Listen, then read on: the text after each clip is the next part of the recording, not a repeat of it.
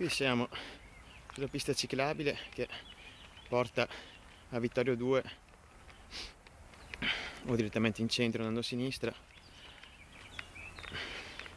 e più o meno a questa altezza passerà la nostra bella tangenziale, e per superare il problema presentato dal fiume Meschio verrà costruita una sopraelevata, quindi una specie di piccolo viadotto per scavalcare il fiume.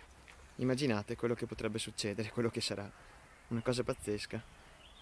Più o meno la strada sbucherà in fianco al liceo, da sottoterra con un sottopasso di 50 metri, proseguirà qui con uno svincolo all'altezza di Talcementi e pian piano si alzerà fino a superare il fiume Meschio e ributtarsi a fianco a Vittorio 2, sogniamo vederlo, con una rotonda dove ora si trova il parcheggio con le macchine in vendita.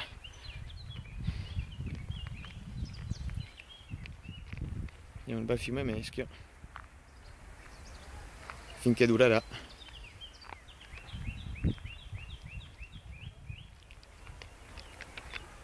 Immaginate una strada extraurbana secondaria di 10 metri e mezzo di careggiato per un ingombro totale di 25 in questa zona.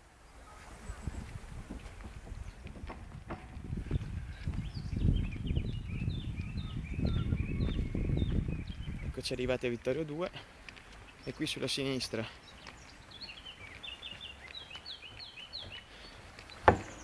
più o meno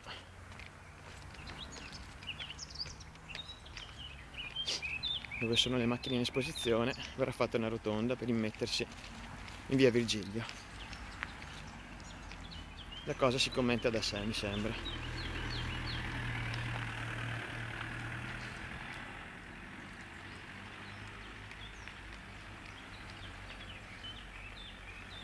Questo spiazzo scomparirà e in suo luogo avremo una bella rotonda che si metterà in via Virgilio.